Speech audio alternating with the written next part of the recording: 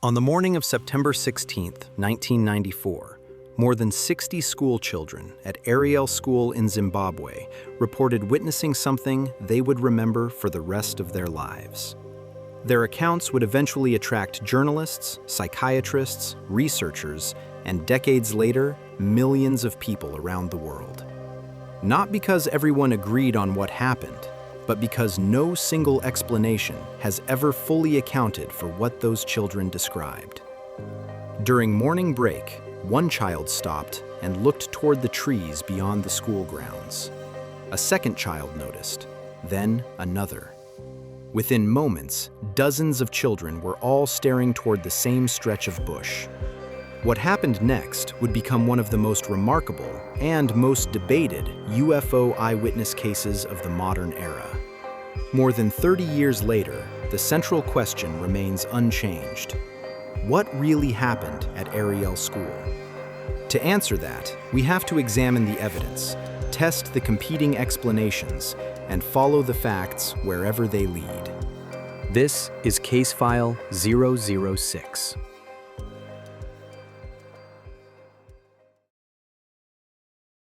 What happened that morning? In September 1994, Zimbabwe was only 14 years into independence. The country was experiencing a period of optimism and change. Just outside the capital city of Harare sat Ariel School, a private primary school where children from a variety of backgrounds spent their days learning, playing, and on most mornings, looking forward to recess far more than their next lesson. Friday, September 16th began like countless school days before it. Classes moved through the morning as usual. Eventually, the bell rang for morning break. Children poured out onto the playground. Some ran toward the open field. Others gathered beneath the trees. Friends drifted into familiar groups. Footballs appeared. Conversations resumed. For the children, it was simply another recess.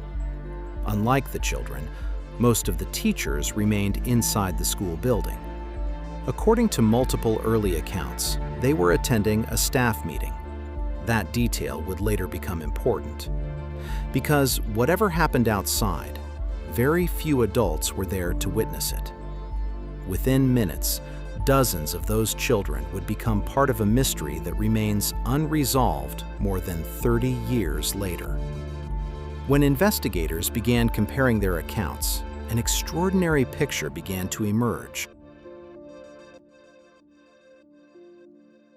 When investigators began interviewing the children, a remarkable pattern emerged. Although individual details varied, many described the same broad sequence of events. According to their accounts, an unusual object descended near the edge of the school grounds. Some children believed it landed. Others remembered it hovering just above the ground. That variation is important. Not every child claimed to witness every stage of the event. Some appear to have noticed the object only after others had already drawn attention to it. Yet despite those differences, many accounts converged on the same central observations. By many accounts, the encounter lasted around 15 minutes, roughly the length of the morning recess itself. Several children described one or more small figures emerging from or standing near the object. Many recalled the figures as unusually slender, dressed in dark clothing, with disproportionately large eyes. Some focused almost entirely on the object itself. Others remembered comparatively few details. That combination of recurring patterns and meaningful individual differences would later become one of the most important features investigators examined. For many investigators, these early interviews became some of the most important evidence in the entire case. Not because they proved what had happened, but because they captured the children's recollections before decades of public discussion, media attention, and personal reflection. Perhaps the most unusual aspect of the testimony involved no spoken words at all. Several children also reported what they described as a silent form of communication. Rather than hearing a voice, they reported receiving thoughts or impressions directly. Some interpreted those impressions as warnings about humanity, technology, or the future of the planet. I think they want people to know that we're actually making harm on this world and we mustn't get too technologized. Others never reported anything similar. That distinction is important. The reported object and the figures appear across many independent accounts. The reported telepathic communication does not. Whatever occurred that morning, the witnesses agreed on one point. They believed they had experienced something extraordinary. But eyewitness testimony, no matter how sincere, must always be examined carefully. So how reliable are these accounts? Eyewitness testimony is among the oldest forms of evidence used to reconstruct past events. Yet, it is also one of the most carefully scrutinized. Human memory is not a video recording. It can change over time. It can be influenced by later experiences, but it can also preserve the central features of significant events with remarkable consistency. So, what makes the Ariel School testimony unusual?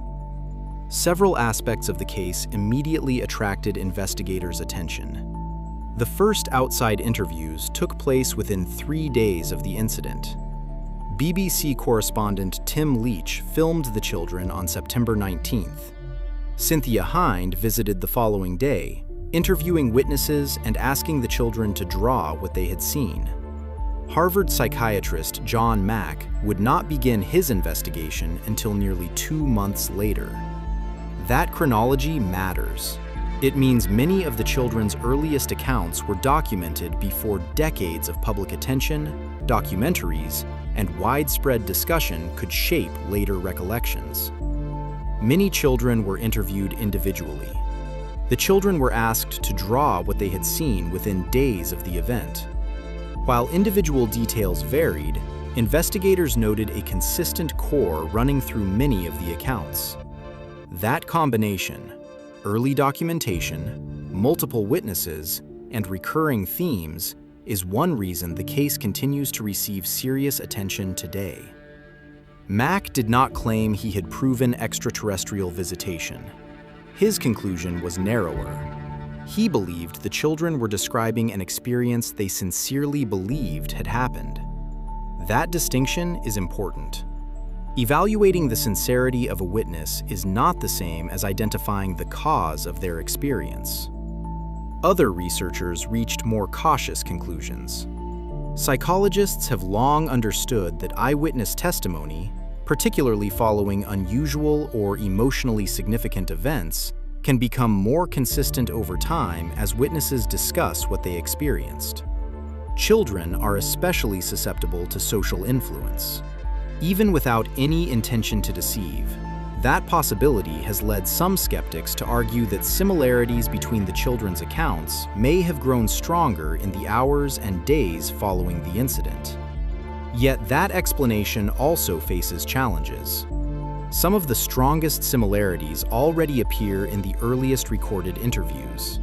The children's drawings display both recurring patterns and meaningful individual differences. Exactly the kind of combination investigators often expect from independent eyewitnesses describing the same event.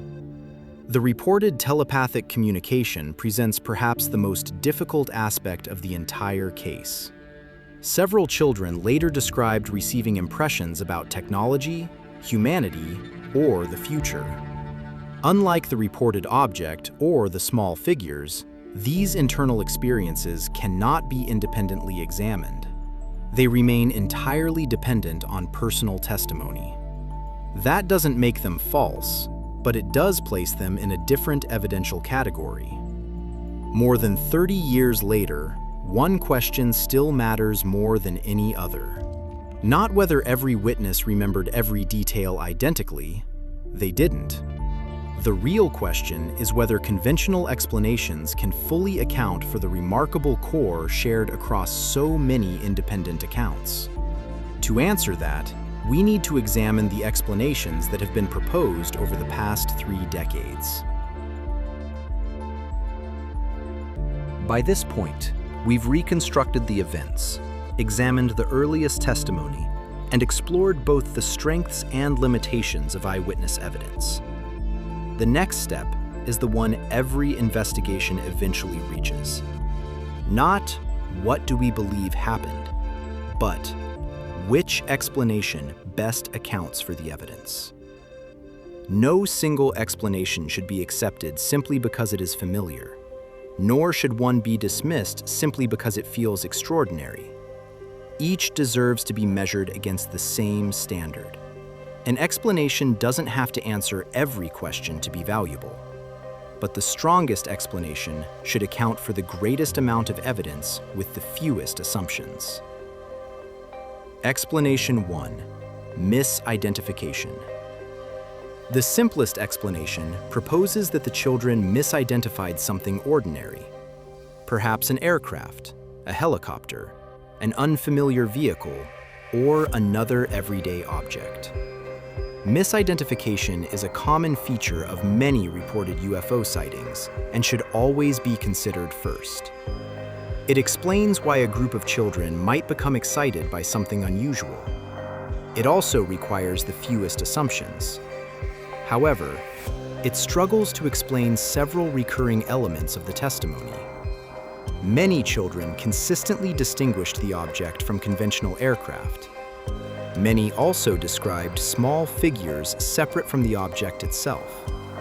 Taken together, the reports extend beyond a simple description of an unfamiliar aircraft. While this explanation addresses the possibility of an initial misperception, it leaves the consistent reports of both an unusual object and accompanying figures difficult to fully explain.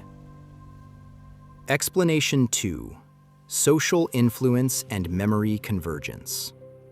Another possibility is that discussion among the children gradually shaped a shared narrative.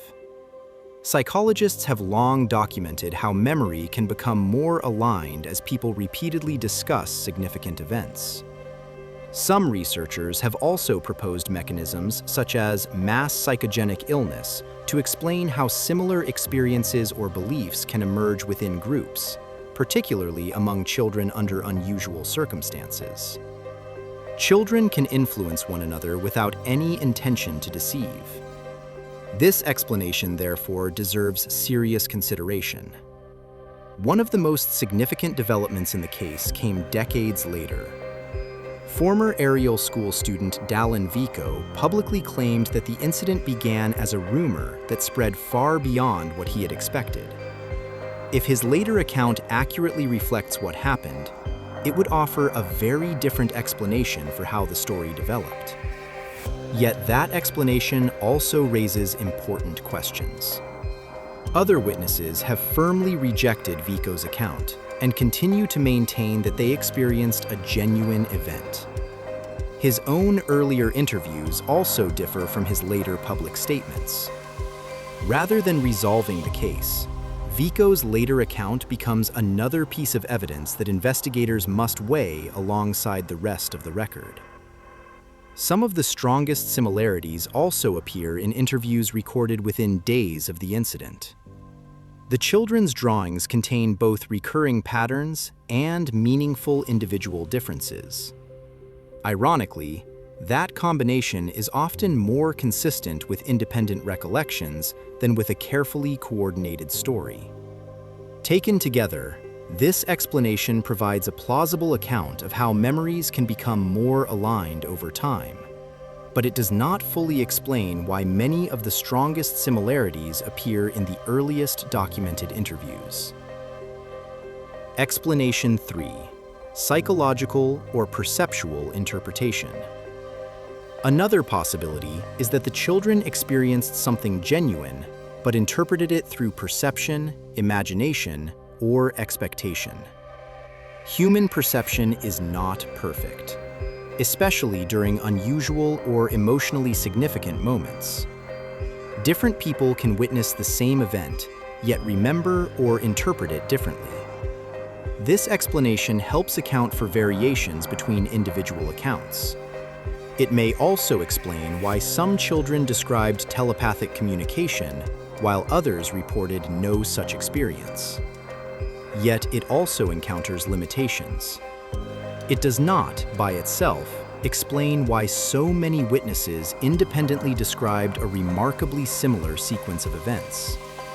Nor does it fully account for the consistent core that appears throughout the earliest interviews.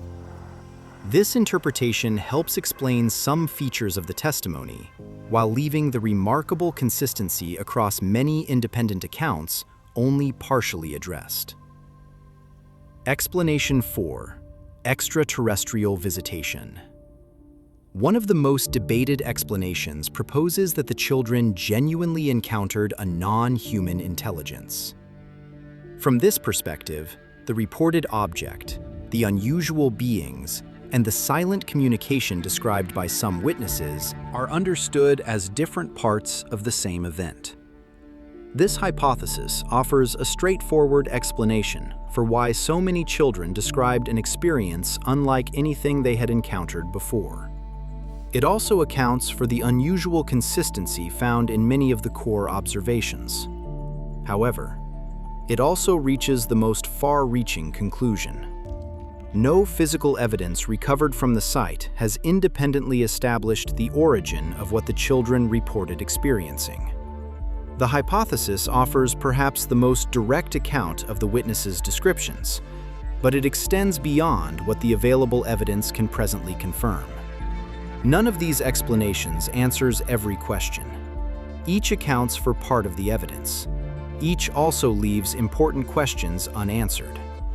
More than 30 years later, the Ariel School incident remains compelling, not because one explanation has clearly prevailed, but because every proposed explanation encounters evidence it struggles to fully explain. So, after examining everything that has been documented, what can we honestly say with confidence? After examining all of the available evidence, what can we reasonably conclude? Every investigation eventually reaches a point where the evidence can take us no further. By then, the question is no longer what we hope happened or what we fear happened. The question becomes much simpler. What can the evidence honestly support? The Ariel School incident has now been examined from multiple perspectives. The testimony, the earliest interviews, the competing explanations, and the limits of the available evidence. Some conclusions can be reached with reasonable confidence. Others remain contested, and some questions remain unanswered. Documented. Some aspects of this case can be established with reasonable confidence. On September 16, 1994, during morning break at Ariel School, dozens of children reported witnessing an unusual event near their school. Those reports were documented within days through interviews, drawings, and contemporaneous reporting. Many of the children were interviewed individually. The children were asked to draw what they had seen within days of the event. More than 30 years later, many of those witnesses continue to describe the experience as genuine. We still have the same story. No, I don't care if people think I'm crazy. I really don't. Whatever happened that morning, the Ariel School incident remains one of the most extensively documented UFO eyewitness cases associated with an unexplained event. Contested. Other aspects remain actively debated. How consistent were the children's accounts? To what extent might discussion among classmates have influenced later recollections? How much weight should be given to the reported telepathic communication? How should investigators interpret later changes in testimony, including accounts that differ from earlier interviews? Can eyewitness testimony alone establish the nature of an extraordinary event? Researchers and reasonable observers continue to disagree. Unknown. Some questions simply cannot be answered with the evidence currently available. What was the object the children reported seeing? Who or what were the figures they described? If an unusual event occurred, what caused it? No physical evidence recovered from the site has conclusively answered those questions. More than 3 decades later, they remain unresolved. What we can reasonably conclude. After examining the available evidence, one conclusion stands above all the others. Something happened at Ariel School on the morning of September 16, 1994, that profoundly affected dozens of children. The consistency found across many of the earliest accounts deserves serious consideration. So do the differences between individual testimonies. Neither should be ignored. The available evidence supports the conclusion that the witnesses sincerely reported an experience they considered real. What that experience ultimately was remains unresolved. The Ariel School incident does not provide conclusive proof of extraterrestrial visitation, nor does any conventional explanation fully account for every significant aspect of the documented testimony. For that reason, the case remains one of the most compelling, unsolved UFO eyewitness cases of the modern era. Not because it answers every question, but because it continues to resist a complete explanation.